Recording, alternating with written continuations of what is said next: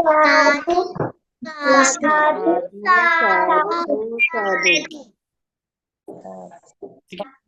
मेरा नाम समृद्धि जयकुमार मेटंगे है। मैं क्लास में हूँ। आज मैं धम्मपद की कथा बताने वाली हूँ। मेरे स्टोरी का नाम है यक्षिणी वस्तु कथा। श्रावण, अगर बनते जी आपकी अनुमति हो तो मैं आज की स्टोरी की शुरुआत कर सकती हूँ। अनुमति है। श्रावस्ती के जेतवन विहार में बुद्ध दो सवतियों को ये कथा बताते हैं। एक लड़के के माँ बाप उसकी शादी करवाते हैं, पर उसके पत्नी को बच्चा नहीं होता। वो ऐसी सोचती है कि मुझे बच्चा नहीं हो रहा, मेरा पति मुझे छोड़ ना जाए। फिर वो ऐसा सोचती है कि मैं अपने पति के लिए दूसरी पत्नी ढूंढूं। तो फिर वो अपने पति के लिए दूसरी पत्नी और उसकी शादी करवाती है। जब उसकी दूसरी पत्नी की बात थोड़े दिन बाद वो जब गर्भवती होती है, तब वो अपने सवत को बताती है कि मैं गर्भवती होने वाली हूँ। उसकी सवत खाने में जहर मिलाती है और उसको देती है। वो खाना खाती है और उसके पेट में जहर जाने के बाद उसका बच्चा मर जाता है। फिर और थोड़े दिन बाद जब वो गर्भवती होती है, तब वो अपने सवत को फिर से बताती है और उसकी सवत खाने में जहर मिलाती है और उसे देती है। खाना खाने के बाद उसके पेट में फिर से जहर जाने के बाद बच्चा मर जाता है। तीसरी बार जब वो गर्भवती होती है, तब वो अपने सहेलिया को पूछती है कि जब मैं पहली बार गर्भवती हुई थी और दूसरी बार गर्भवती हुई थी, तब मेरे बच्चों को किसने मारा था और खाया था। वो बोलती है जब तुम गर्भवती होते हो तब तुम किसे बताते हो। वो बोलती है कि बस मैं अपने सबक बताती हूँ और किसे भी नहीं बताती। वो बोलती है कि अब तुम इस बार अपने सबक को मत बताना। फिर वो अपने सबक को नहीं बताती है और फिर जब उसका थोड़े दिन बाद पेट दिखाई देता है, तब उसकी सवत उसे पूछती है कि तुमने मुझे क्यों नहीं बताया कि तुम गर्भवती हो रहे हो। जब वो फिर से गर्भवती होती है, वो उसकी सवत खाने में जहर मिलाती है और उसे देती है। फिर वो बच्चा फिर से मरता है और उसकी तबीयत बहुत खराब हो जाती है, तो वो भी मर जाती है। फिर वो मरने के बाद ऐसा संकल्प करता है कि मैं बिल्ली बनकर इसके बच्चे मारकर खाऊं। फिर वो जो बच्चे देती है वो बिल्ली बनती है और जो खाने में जहर मिलाती है वो मुर्गी बनती है। फिर बिल्ली मुर्गी के बच्चे मारती है और खाती है। फिर वो जो मुर्गी बनी थी वो शेरनी बनती है और जो बिल्ली बनती है वो हरण बनती है। फिर वो शेरनी हरण को अगले जन्म में वो शेरनी हरण को मारकर खा लेती है। ऐसा ही उनका जब तक बुद्ध का शासन काल नहीं आता, तब तक ऐसा ही चालू रहता है। फिर जब बुद्ध का शासन काल आता है, तब यक्षिणी के रूप में जन्म लेने के बाद जो वो जिसने खाने में जहर मिलाया था, वो बच्चे को जन्म देती है और जेतवन विहार के सड़क पर बैठकर उसे दूध पिलाती है। तब उधर से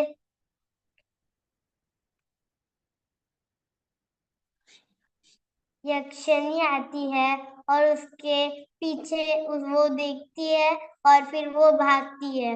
उसे समझ में नहीं आता कि कहाँ भागू। उसकी यक्षिणी उसके पीछे ही रहती है। वो सीधा भागते भागते बुद्ध के विहार के पास आती है। फिर बुद्ध के पास वो बच्चा रखती है और नीचे बैठती है। यक्षिणी को सुमन देवता रुखाता है और फिर भगवान भगवान उनको पिछले जन्म की कथा बताते हैं। अगले जन्म में ऐसा हुआ था। यक्षिणी अपने बच्चे को बोलती है, भगवान बोलते हैं कि तुम ये बच्चा यक्ष उसे दे दो। वो बोलती है मैं उसे बच्चा नहीं दूंगी क्योंकि वो मेरे बच्चे को मारेगी और खा लेगी। फिर ऐसा वो बुद्ध उनकी पिछले जन्म की कहानी बताते हैं और बोलते हैं कि वो बोलती है यक्षिणी कि मेरा मन कब शांत होगा। फिर वो बुद्ध सारे गांव को बताते हैं कि ये इसे तुम लोग खाना देते जाओ। फिर वो अपने सवत के घर पे रहती है और फिर उसके सवत के घर पे बहुत शोर शराबा रहता है। वो बोलती है कि मैं यहाँ पे नहीं रह सकती। फिर वो गांव के बाहर एक बड़े पेड़ पर रहती थी। वो वो ऐसी उसको ये पता था कि बारिश कब आती है और कब नहीं आती है। फिर वो सबसे पहले अपने सवत को बताती है कि इस महीने में बारिश लेट आने वाली है। फिर वो पूरे गांव वालों को बताते हैं और गांव वालों की फसल अच्छी होती है। फिर ये ये स्टोरी यहाँ पर खत्म होती है और इससे सीख ये मिलती है वह अवय से कभी शांति नहीं होती, अवय से ही वैर शांत होता है। यह सनातन धर्म है।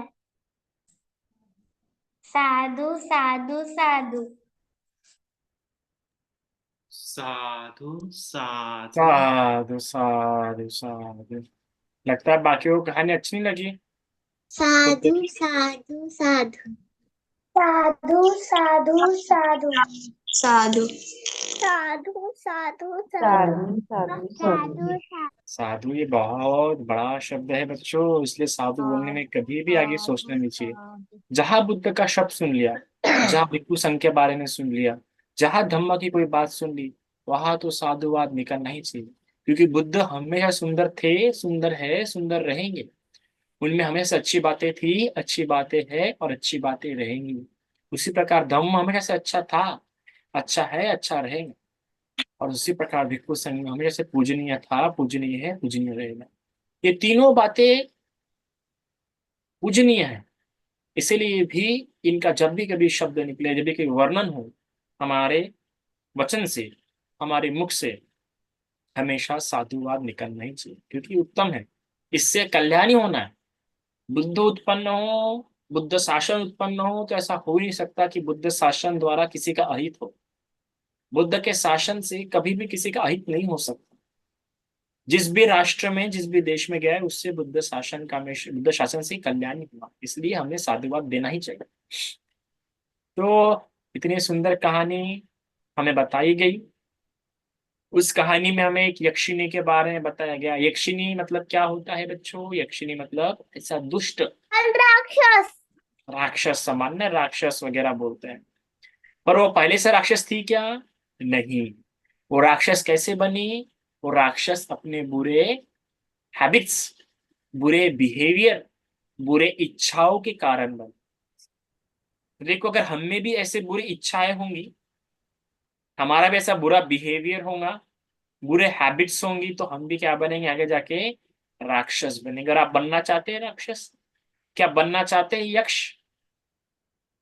देखो मेरे कैसा जन्मों जन्मों कितने बर्थ ये चलता रहा। तुम देखते हैं कि क्या बुरी हैबिट थी उसमें, क्या बुरी बात थी उसमें, कि वो गुस्सा करती थी, वो जेलस फील करती थी। और उस जेलसी के कारण उसने कितने गलत गलत काम की, हत्या की। छोटे छोटे बेबीज की क्या की उसने? हत्या की। हमें होगा क्या किसी बेबी को मारने की इच्छा?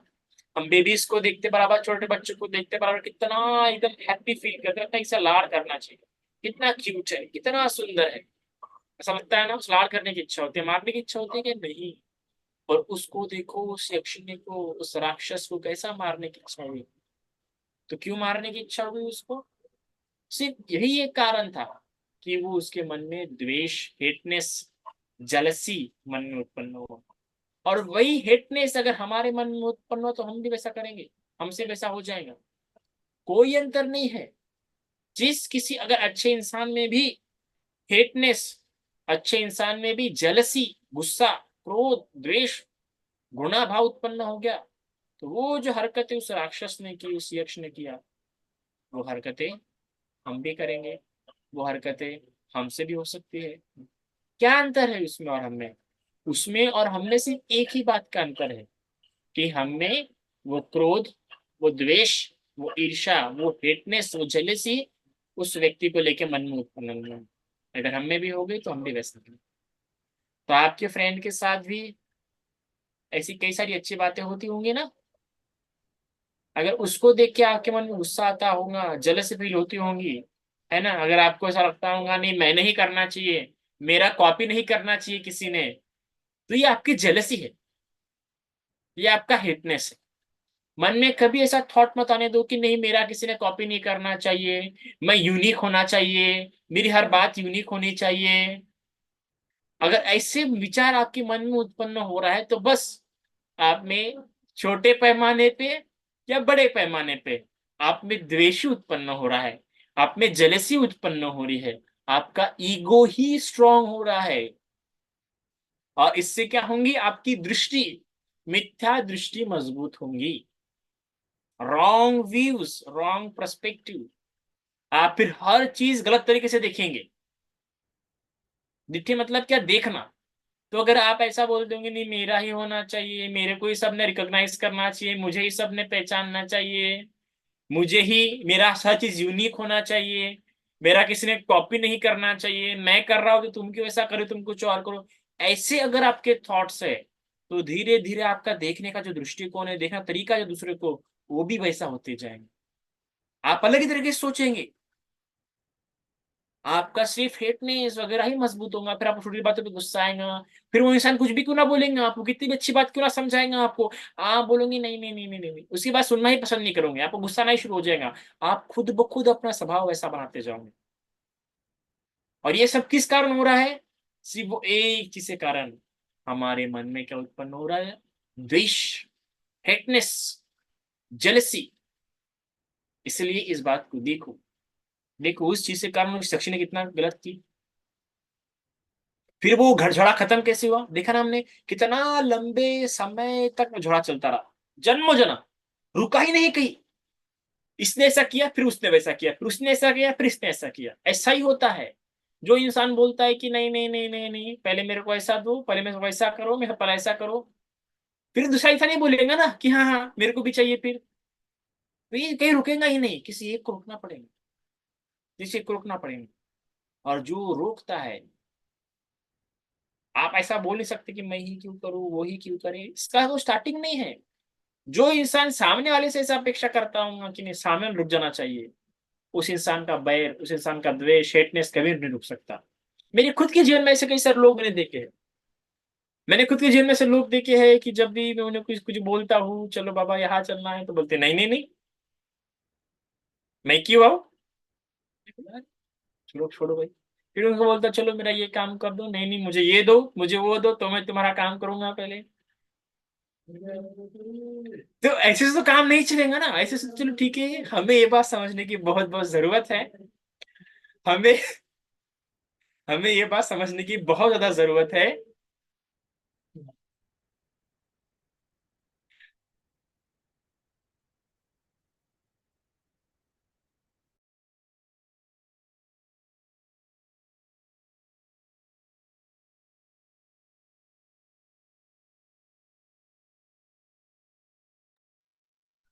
तो इसलिए भी इस अपने लाइफ में कभी ऐसे स्टार्टिंग नहीं करना बच्चों, कभी ऐसा स्टार्टिंग नहीं करना। अगर कोई आपको हेल्प के लिए अप्रोच कर रहा है, किसी चीज के लिए पूछ रहा है, तो ऐसा नहीं सोचना चाहिए कि मैं ही क्यों करूँ, मेरा अलग काम होना चाहिए। तो ऐसा आपका द्वेष, जैसा उस यक्षिणी में, उस तो जैसा उस यक्षिणी में जो द्वेष आ गया, उस व्यक्ति को लेके आया ना द्वेष, आपने देखा ना कैसा आ गया।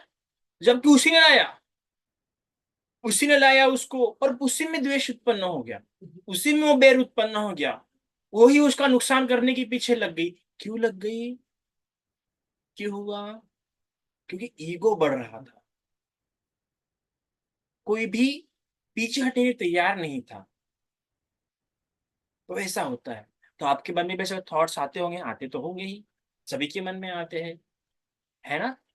तो उस थॉट को छोड़ो कि नहीं, इससे मेरा ही नुकसान होने वाला है। अरे मेरे मन में तो इस व्यक्ति के लिए क्रोध उत्पन्न हो रहा है, अरे मेरे को तो इसका काम नहीं करने की इच्छा हो रही है।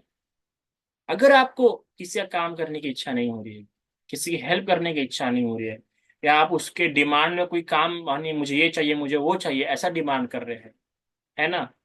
या आप बोल रहे हैं कि नहीं, ये सिर्फ मेरे पास ही होना चाहिए, मेरा ही ऐसा होना चाहिए, मुझे लोगों ने रिकॉग्नाइज करना चाहिए, लोगों ने मेरी ही तारीफ करना चाहिए। और आजकल ऐसा हो गया है, आज के वर्ल्ड में स्पेशली ऐसा होता है, क्योंकि आज इंस्टा का जमाना है, फेसबुक का जमाना है, व्हाट्सएप का जमाना है। तो इन बातों ने हमें और सेल्फ फोकस कर दिया, क्योंकि हम सभी लोग अब अपने स्टेटस अपडेट करते होंगे ना, फेसबुक पे, व्हाट्सएप पे, है ना, इंस्टाग्राम पे, फिर सभी लोग अपने स्टेटस डालते होंगे, सेल्फी लेके, फोटो लेके, मैं भी डालता हूँ, है ना? अच्छा लगता है कि देखो हम क्या काम कर रहे हैं, लोगों को दिखाना, है ना? पर वो किस लिए दिखाना चाहते हैं, वो मैटर करता है। अगर आप इसलिए दिखाना चाहते हैं कि हाँ लोग भी देखें कि इस प्रकार से काम होता है, लोगों को मोटिवेशन मिले, then it's a good thing. लोग एक न्यू चीज दिखाना चाहते हैं, then it's a good thing. पर आप बोल रहे कि नहीं, अपना अहंकार दिखाने के लिए, नहीं मेरे पास ये है, नहीं मैं ऐसा हूं, देखो मैं इतना यूनिक हूं, that is a wrong thing. आप क्या कर रहे हैं? सिर्फ अपना ईगो, अपनी मिथ्या दिट्ठी, अपना द्वेष वगैरह स्ट्रॉन्ग कर रहे हैं, जैसा उस यक्षिणी ने अपना सिर स्ट्रॉन्ग करते गए। वो क्या चाह रही थी कि नहीं नहीं, अगर इसको बच्चा हो गया तो सभी से कोई रिकॉग्नाइज करेंगे, सब इसी को पसंद करेंगे, मुझे तो कोई भाव ही नहीं देगा, मुझे तो कोई पसंद ही नहीं करेगा, मुझे कोई कुछ करेगा ही नहीं। और इसके चलते उसका द्वेष क्या होता गया? बढ़ता है। अगर सिर्फ ये थॉट उसके मन में नहीं आता कि मैं यूनिक रहूं, मेरे पास ये होना चाहिए, तो उन सबकी फ्रेंडशिप अच्छी हो सकती थी, पर नहीं हुई। तो इसीलिए ऐसे थॉट्स अपने मन में मत आने दो, क्योंकि ऐसे थॉट्स आपके मन में आ गए तो क्या होगा? जैसा उस यक्षिणी ने नुकसान किया, आप भी दूसरों का वैसा ही क्या करोगे? नुकसान करोगे। जहां पे फ्रेंडशिप अच्छी हो सकती है, जहां पे रिलेशन अच्छे हो सकते हैं, फ्रेंडशिप रिलेशन बिगड़ने का मुख्य कारण ये है कि हम चाहते हैं कि मेरे पास हो, मैं रहूं, मैं ये। और कितने जन्मों जन्म चलता गया, देखो कितने जन्मों जन्म, रुके ही नहीं। और कब रुके, कब रुक पाए? जब किसी एक के मन में ऐसा थॉट आया कि मैं रुकना हूं, जब किसी एक ने बोला नहीं मैं शुरुआत करता हूँ, जब उस मीना ने खुद होकर शुरुआत की, चलो लो बाबा बेबी ले लो तुम। ये कोई भी रिलेशनशिप, कोई भी मान, कोई भी आपका ईगो, आपका द्वेष, आपकी दिट्ठी तभी छूटती है जब आप त्याग के लिए तैयार होते हो कि ठीक है दे दो, ठीक है कर लो, ठीक है मुझे नहीं चाहिए, मैं करता हूँ बिना स्वार्थ का काम करूंगा, ठीक है आप भी यहाँ पे लो, आप भी ऐसा कर लो, है ना? फॉर एग्जाम्पल, अभी कुछ आप बना रहे हैं, या कुछ आप खा रहे हैं, या कहीं पे आप जा रहे हैं, अभी अगर आपको ऐसा लग रहा है कि ये सिर्फ मेरा मेरा मैं नहीं करना चाहिए, या सिर्फ मेरा ही ऐसा होना चाहिए, है ना, तो तब जानो कि नहीं नहीं, ये तो मेरा दिट्ठी है, ये तो मेरा मान है। तो आपने क्या करना चाहिए? नहीं, सामने को बुलाओ कि बनते जी आप भी यहाँ पे आइए, कि friend, my friend come here, you also sit here, हम दोनों साथ में अच्छा दिखेंगे, तुम भी यहाँ पे फोटो ले लो, या आ जाओ तुम भी ये खा के देख लो, या चलो तुम भी इस प्रकार करके देखो, चलो तुम भी इस प्रकार डिजाइन करके देखो। जब दूसरों के साथ वही चीज हम शेयर करते हैं, जिसे इस बारे में लग रहा है कि मेरे पास ये होना चाहिए, मैं ही ऐसा करना चाहिए, पर उसी चीज को लेकर हम शेयर करते हैं किसी और के साथ, किसी और को भी उसमें इन्वॉल्व करते हैं, किसी और को भी पार्टिसिपेंट बनाते हैं उस चीज में, तब क्या हो जाता है? हमारा मान, हमारा दिट्ठी, हमारा लोभ सब छूट जाता है, और तब हम में चेंजेस आना शुरू होते हैं। मुझे कई सारे लोग बोलते हैं भंते सुधरना चाहता हूँ, पर मैं सुधर नहीं रहा, समय लग रहा है। कई सारे लोग, इवन मैंने देखा मेरे खुद के से फ्रेंड्स, जो लोग शिकायत करते हैं, यार सुधरना चाहते हो, सुधर नहीं रहा, मैं बहुत कोशिश कर रहा हूँ, पर क्या सुधरता ही नहीं, मुझे सब पता है बोलते, मुझे सब पता है कोई क्या कैसे करना है, सुधर नहीं रहा, क्योंकि वो त्याग नहीं कर रहे, क्योंकि उनसे वो क्या, वहां पे त्याग नहीं हो रहा, वहां पे इन्वॉल्वमेंट नहीं हो रहा है। अगर उनसे वहां पे त्याग हो जाए, वो किसी और को इन्वॉल्व कर देखना अपने आप, क्योंकि त्याग और इन्वॉल्वमेंट इंसान में क्या करता है? वो चेंजेस लाता है सबकॉन्शियसली। तो इसलिए आप भी ऐसा करो। आज त्याग पे ही हमारे सामने बहुत बड़े जिनके बहुत त्याग के कारण आज क्या है, आज हमें दिखते हैं कि आज महिला लोग पढ़ रहे हैं। बताइए आज आज किसका ऐसा दिन है? कोई मुझे बताएगा किसका दिन है आज, किसका बर्थडे है आज? किसको पता है क्या? किसका किसका? सावित्री बाई फुले, क्या त्याग था उनका? क्योंकि उन्होंने सब लड़कियों को पढ़ाया। She was a first teacher. वो मॉडर्न इंडिया की फर्स्ट टीचर थी।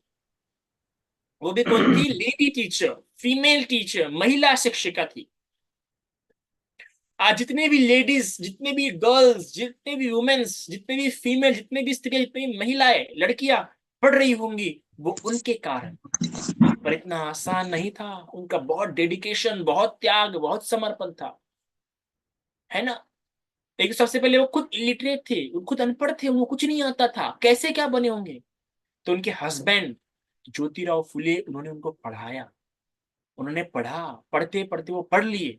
अब पढ़ने के बाद अगर सोच उन्होंने ऐसा बोला होता कि नहीं नहीं नहीं, मैं ही, मेरे पास से होना चाहिए, मैं ही पढ़ी लिखी होनी चाहिए, कोई और पढ़ा लिखा नहीं होना चाहिए, मुझे ये नॉलेज पता होना चाहिए, मुझे ये बात पता होनी चाहिए, तो सब लोग को पढ़ा पाते क्या वो? नहीं। उन्होंने बोला नहीं, मैं पढ़ी, लोगों ने भी पढ़ना चाहिए। मैं ज्ञानी हूं, लोगों भी ज्ञानी होने चाहिए। मुझे ये अवसर मिला, लोगों को भी ये अवसर मिलना चाहिए, इसलिए घर से निकल पड़े और लोगों को भी जाके सिखाया, लोगों को जाके पढ़ा। अभी कुछ लोग स्वार्थी लोग थे, कुछ लोग सेल्फ कॉन्सेंट्रेट, ईगो, जेलस, हेटनेसफुल लोग थे। उन लोगों ने सावित्रीबाई पे पत्थर फेंका, सावित्रीबाई पे गोबर फेंका, क्रिटिसिज्म किया, आलोचना की, उनको मारा, ऐसे पत्थर फेंक फेंक के मारा। पर वो रुके नहीं, वो चलते गए, चलते गए। और जो पत्थर फेंकने वाले लोग थे, जो क्रिटिसिज्म करने वाले लोग थे, ये लोग जो इतना बोलने वाले लोग थे, ये सभी उनमें यही था। किस कारण लोगों ने विरोध किया? द्वेष के चलते, ईर्ष्या के चलते, अपने दिट्ठी के चलते, अपने मान के चलते। इसलिए अगर आज भी देखो कोई अच्छा काम कर रहा है तो आप तो इन्वॉल्व हो जाओ उसमें, और इन्वॉल्व नहीं हो रहे तो ठीक है, विरोध भी मत करो। और विरोध और समझो शायद से मेरा ही कोई द्वेष होगा, है ना। अगर विरोध करना है तो कंस्ट्रक्टिव करो, कंस्ट्रक्टिव क्रिटिज्म करो। कि आलोचना करनी है आपको किसी का, तो वो बताओ कि कहाँ पे गलती हो रही है, वो बताओ कि देखो यहाँ पे एक गलती हो रही है, पूरा एग्जाम्पल के साथ पूरा सब बताओ, तो वो ठीक है। पर ऐसा ही बस जाने को अपने द्वेष के चलते, अपने हेट के चलते विरोध पे, तो गलत बात है। और उसमें के लोग वैसे ही थे, बस अपने कल्चर के चलते, अपनी दिट्ठी को चलते विरोध किया। पर सावित्रीबाई रुके नहीं, वो चलते गए। शुरुआत में 8 बच्चों से शुरू हुई, 8 बच्चों से उनकी स्कूल शुरू हुई, और 2-3 साल के अंदर 150, 105 से ज्यादा ही लड़कियों ने पढ़ना शुरू हो गए। यहाँ तक कि तब की गवर्नमेंट बॉयज स्कूल से ज्यादा पढ़ने वाली लड़कियां थे। सोचो, एक छोटे से पहले कारण, एक छोटे से व्यक्ति के, पर वो पहल कैसी हुई? वो पहल तभी हो पाई जब उन्होंने सोचा कि मैं अपने इसमें सभी को इन्वॉल्व करूंगी। जब उनमें कोई लोभ नहीं था, हेट नहीं। इसमें सोचो, जो लोग पत्थर उन्हें मार रहे थे, अगर उनके मन में तब हेट आ जाता, सावित्रीबाई के मन में तब हेट आ जाता उन लोगों के प्रति कि मुझे पत्थर मारे, मैं क्यों पढ़ाऊं, तो मैं नहीं पढ़ाती, मैं छोड़ देती हूँ।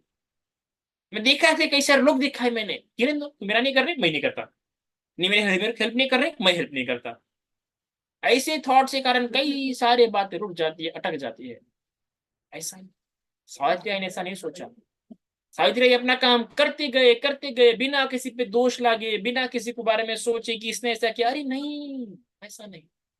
आप भी ऐसे बनो, सावित्री ऐसा मानो कि इसने मुझे ऐसा बोला, ऐसा काम मत छोड़ो। कोई भी काम हाथ मिले तो पूरा करो, दूसरों के वेलफेयर के लिए। जो आपको मिला दूसरों में बांटो, जिस चीज आपको मिली हो दूसरों को दो, दूसरों को इन्वॉल्व करो।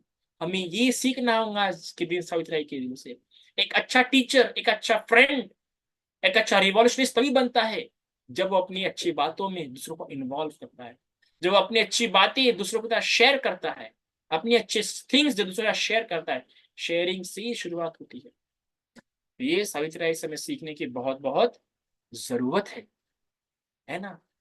कितना सुंदर कारवा है कि ज्योतिबा खुद पढ़े, उन्होंने अपनी पत्नी को पढ़ाया, उनकी पत्नी खुद पढ़ी, उन्होंने बाकियों को पढ़ाया। और अब देखो, पढ़ते पढ़ते आज कितने लोग पढ़ते और आगे भी पढ़ते जाएंगे। और जिसमें हेटनेस होगा वो रोकेगा, जिसमें द्वेष उत्पन्न होगा, जो यूनिकनेस, जैसे कि द्रोणाचार्य, वो चाहते थे कि मेरा ही शिष्य यूनिक रहे, चाहते थे कि मेरा ही शिष्य सबसे स्पेशलिस्ट रहे। उसके चलते उसने किसी और शिष्य का नुकसान कर दिया, किसी और शिष्य की उंगली मांग ली, सिर्फ इस एक छोटे से विचार से, द्वेष के चलते, सिर्फ अपनी यूनिकनेस के चलते, अपने मान के चलते। तो जिस टीचर में मान नहीं होगा, जिस स्टूडेंट में मान नहीं होगा, जिस जिस फ्रेंड में मान नहीं होगा, जेलसी नहीं होगी, हेटरेस नहीं होगी, उससे सिर्फ कल्याण होगा। और जिसमें ये होगा वो सिर्फ नुकसान करेंगे। तो ये बात सीखो आज के दिन, ठीक है ना? इतना आज के लिए काफी है। साथ साथ साधु साधु साधु साधु साधु साधु साधु साधु